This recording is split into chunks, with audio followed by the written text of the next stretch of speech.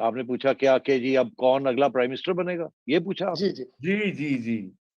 अच्छा, अब ये है कि देखिए इसमें बहुत से लोगों की इनपुट होगी अ, कि कौन बनेगा। पीपल्स पार्टी वाले चाहेंगे कि बिलावल भुट्टो बन जाए या राजा रेंटल बन जाएं। पीटीआई वाले लोग जो भागेंगे वो कहेंगे यार हम में से किसी को चुन लें, शाह महमूद कुरैशी साहब का नाम आ सकता है, परवेज खटक साहब का नाम आ सकता है। ये वो लोग हैं जिनके अपने एम्बिशंस भी हैं और डेंजर जोन में भी घूमते रहते हैं। अब बहुत स्ट्रॉन्ग पर्सनल एम्बिशंस भी हैं। इस तरीके के साथ नून लीग के अंदर भी नाम आते हैं। शायद खाकान अब्बासी साहब का नाम आता है, शहबाज शरीफ साहब का नाम आता है, एंड सो ऑन।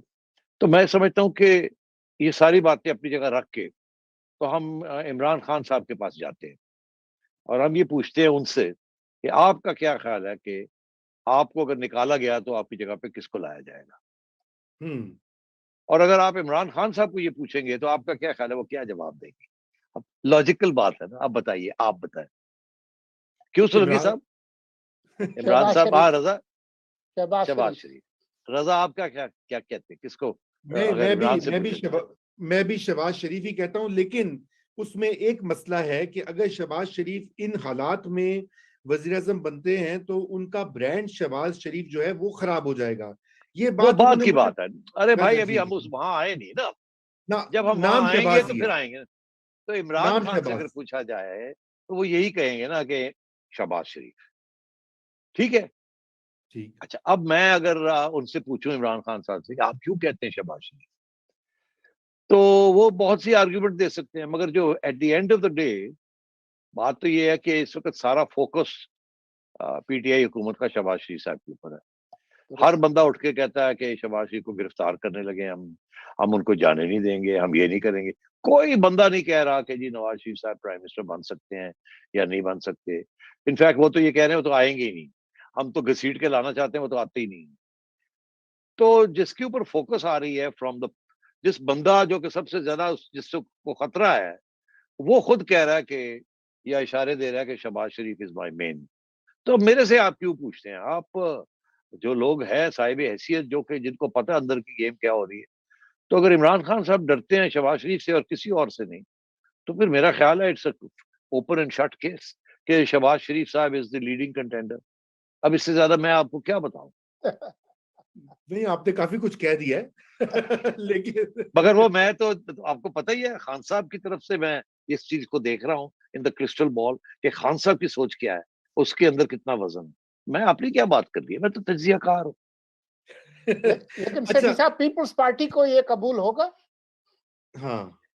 अच्छा, अब बात आई बड़ी दूसरी बड़ी मजे की, party peoples people's party party है। की। अच्छा, अभी बड़ी इंटरेस्टिंग बात हुई है।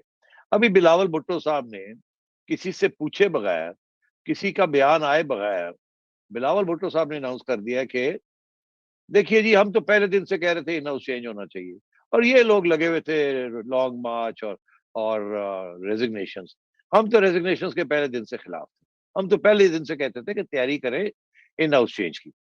अब देखिए, अब ये सारे जो है ना पीडीएम वाले, ये अब वोट ऑफ नो कॉन्फिडेंस की तरफ आ गए हैं। तो हमारा मौकफ जो है इन्होंने कबूल कर लिया। इसका मतलब है आपको डिसएग्रीमेंट नहीं रही। इसका मतलब है कि आप इंतजार फरमाइए, वापस पीडीएम में जाएंगे।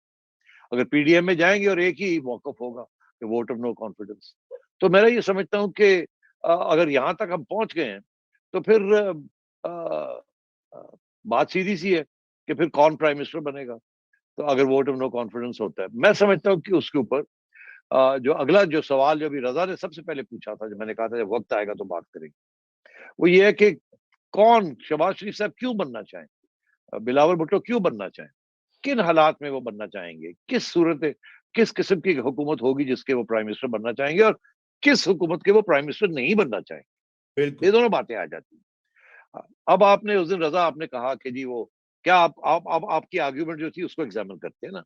अब आप वो आर्ग्यूमेंट दें मुझे कि why should Shahbaz become prime minister, अगर 10 दिन के लिए है या अगर 10 महीने के लिए, ये सवाल हुआ देखिए, ना। मेरी तो मैं आपको बताऊं कि वो उनका ब्रांड है शहबाज शरीफ का, एफिशिएंसी, इफेक्टिव डिलीवरी, काम करवाना, चीजों को टर्न अराउंड कर देना। इन हालात में इस मईशत के साथ शहबाज शरीफ आते हैं तो वो तो उनका तो भट्टा बैठ जाएगा, लोगों ने तो गालियां देनी है कि शहबाज तो कुछ नहीं कर सकता।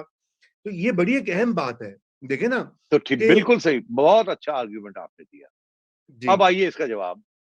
हाँ अब इसका जवाब ले लीजिए। जी बताइए बताइए। कि अगर तो 1.5 साल की हुकूमत होगी तो शहबाज शरीफ साहब डूअर आपका जो प्रॉब्लम है वो ओवरकम हो जाएगा।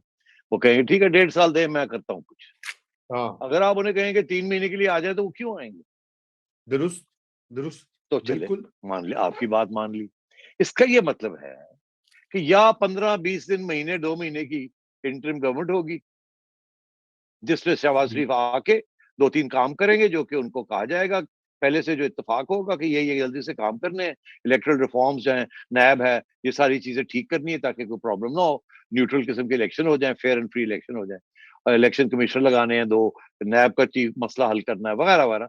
ये आप करें, ईवीएम्स का फारग करना है, ये करें आप, नए कानून 1-2 लाने हैं, जल्दी से लाएं, 7 हफ्ते, 2 हफ्ते, 3 हफ्ते, 2 महीने के अंदर अंदर, और इलेक्शन अनाउंस करें और एक केयर टेकर गवर्नमेंट लाएं। या ये कि फिर ठीक है 1.5 साल, 1.25-2 साल रहे वो, टिल नेक्स्ट जब भी इलेक्शन होने हैं जुलाई में, अगस्त में। तो ये डिपेंड करेगा कि कितनी देर के लिए हुकूमत आती है। तो ये तो मैंने आपका जवाब दे दिया कि अगर तो वो 1.5 साल के लिए आती है तो शहबाज शरीफ साहब शुड हैव नो प्रॉब्लम्स। अगर वो महीने 2 के लिए आती है, should have no problems. He will have a problem when he has to stay for 6 months. 6 महीने में तो दे कुछ नहीं सकते, और मोर भी लग जाएगी नॉन परफॉर्मेंस की। 1.5 माह में कोई मोर नहीं लगेगी, बिकॉज आप you will only be busy reversing a few things and then elections. वो इलेक्शन का जो मोमेंटम है ना, वो पता लग जाएगा जी हम फलानी डेट को डिसॉल्व करने जा रहे हैं। उस वक्त लोग तैयारी करके भागेगी उधर, कोई शहबाज शरीफ साहब की तरफ नहीं देख रहा होगा, वो सब भागेंगे अपनी कंस्टिट्यूंसीज अपना काम करने के। तो मैं ये समझता हूँ कि depending on what the understanding is, कितनी देर के लिए गवर्नमेंट ने आना है और कितनी देर के लिए प्राइम मिनिस्टर बनेंगे, दैट विल बी क्रिटिकल। जी अब यहाँ लेकिन आके साहब, बात जो है ना तो रुक जाएगी आगे। ठीक ठीक, कल रात को राना सनाउल्लाह ने ये कहा कि हमें हमेशा से पता था कि हमारे पास नंबर्स नहीं है ऑपोजिशन के पास, और उन्होंने कहा कि हमारे पास मतलब वो रिक्वायर्ड नंबर्स नहीं है, और कॉलों के थ्रू हो या या कोई और तरीका हो, गवर्नमेंट ने हमेशा अपने नंबर पूरे किए हैं। ये उनकी उनकी स्टेटमेंट, एक एडमिशन भी था। तो इस सूरत हाल में जबकि पीएमएलएन के बड़े सीनियर लीडर, आपको पता है, वो बड़े उनके वो क्लोज है शहबाज शरीफ के भी और मरीम नवाज के भी, तो बात ये है कि वो ये कह रहे हैं कि जी नंबर नहीं थे और अभी भी नंबर नहीं है पूरे। तो सेठी साहब, ये तो फिर मसला जो है, ये जिस तरह से ताखीर भी हो रही है कि एक लोग कुछ हलकों का ये कहना, मैं अपनी बात नहीं कर रहा, हमारे नहीं बहुत नहीं, सारे ठीक है। Well informed journalist, well informed analyst जो है, मेरी उनसे बात हुई इस्लामाबाद में बहुत सारों से, आपको मैं तफसील में उनके नाम वगैरह भी बताऊंगा कभी। तो उन्होंने कहा कि देखिए जी, ये एक जिसे कहते हैं ना, टाइम गुजारने की पॉलिसी भी हो रही हो कि आगे आगे करते जाओ, उधर अपोजिशन को भी पैसिफाई रखो, इधर इमरान इमरान को भी अंडर प्रेशर रखो, और टाइम निकाल दो ताकि अगला टाइम आ जाए, नई ट्रांसफर ऑफ पावर, नई अपॉइंटमेंट्स, नया मंजरनामा आ जाए। ये भी एक बड़ा आर्ग्यूमेंट आ रहा है।